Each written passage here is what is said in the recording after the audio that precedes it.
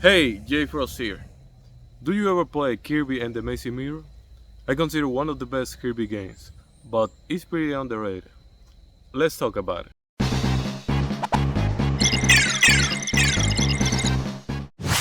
The Kirby series has always been one of Nintendo's longest running franchises, with many high quality titles.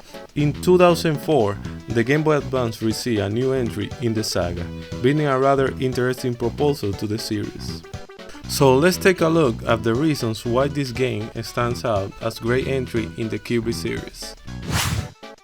The gameplay begins after Meta Knight gazes into the mirror in the sky, where he sees a dark shadow that unleashes chaos. As Kirby is walking through the land of Dreamland, he is suddenly attacked by Dark Meta Knight, who split him into 4 different Kirbys. The adventure truly begins when Kirby and his 3 other forms set out to investigate the mysterious mirror, which has been shattered by Dark Meta Knight, trapping Meta Knight inside. The game is based on everything we've seen before in a Kirby adventure. You absorb your enemies and gain their abilities. It allows up to 4 players through the link cable, but if you are playing alone, you can also call on your other Kirby forms. As they wander around the world, they don't really complete objectives or do much on their own, but you can summon them at any time. The main objective of the game is to collect the 8 pieces of the mirror. Along the way, you will face bosses while using Kirby's abilities, as the series is known for. But what makes this game truly special? The game's design features a central hub area that allows you to access the different regions you need to explore. After completing the first area, where you obtain the central map, you press a button that gives you access to all the new areas. Once you gain access to new areas, you can look the world map and go to any area you want. This is one of the things I love most about this Kirby game. Many people consider it a bit experimental, since the map is imperfect and has some flaws. When you arrive in a new area, you'll see a large color point representing that area. That big point contains the map, and by looking at the nearby points, you can figure out where the map is. But often you might get confused and go through zones that take you straight to the goal, which then send you back to the central hub. This is a pretty experimental and sometimes frustrating design that can confuse a lot of players. Once you reach the new area and get the map, you can see where the mirror chart is, face the boss and complete that objective. The game also has collectibles and small chests containing colors for Kirby and music tracks, and large chests that hold maps and extra hearts for Kirby. The map can also be confusing because it's divided into blocks, and these blocks may have multiple doors. Even if there's a line that leads to another block, different doors can make it all very tricky to navigate. But that's actually one of the things I love about this game, the freedom it gives you to explore the world and the way you can really get lost in it. Once you understand how it works and know where the maps are, it becomes pretty easy to navigate. But that initial exploration is part of the charm. If we talk about Kirby and the Mazy Mirror as a Metroidvania, it's not exactly one. Its map and structure are built around an online area, but this doesn't really involve backtracking, since you don't need specific abilities to access any area. In execution, it still works like a traditional Kirby game.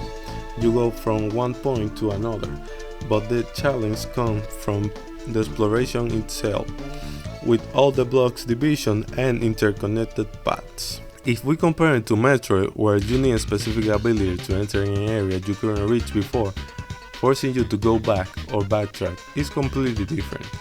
But in the end, that non-linear exploration is part of the very essence of this game. In many ways, it feels less like a traditional Kirby platformer, and more like a 2D adventure that dares to flirt with the concept of an open world. Another point I want to talk about is the soundtrack and the art style. The music in this game is simply amazing, keeping the same level of quality the Kirby series is known for. Tracks like those in Area 3,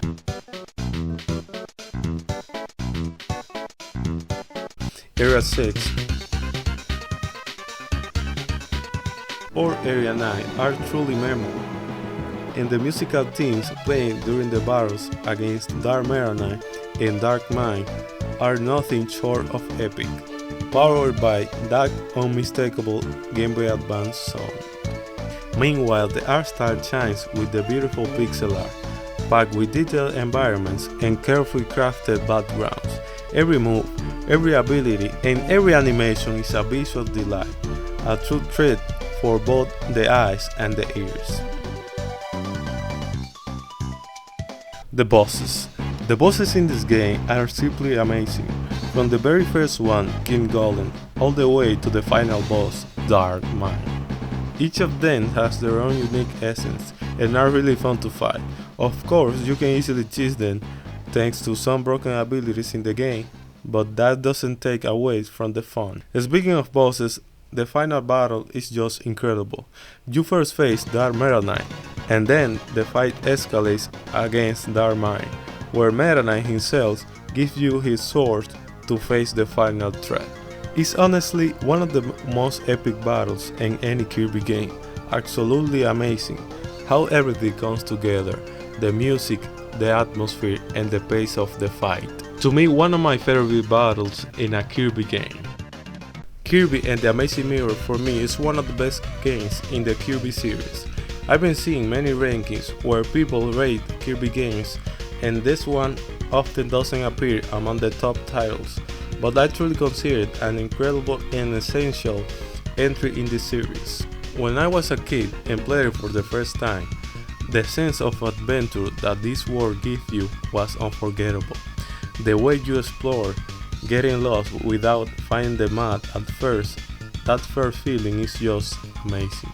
And even today, it still holds up, the controls feel perfect, and it hasn't aged a bit.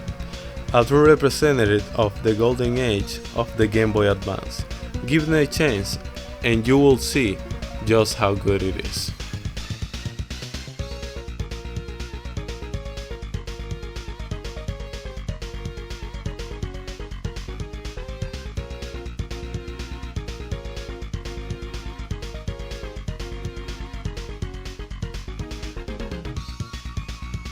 I love this Kirby game.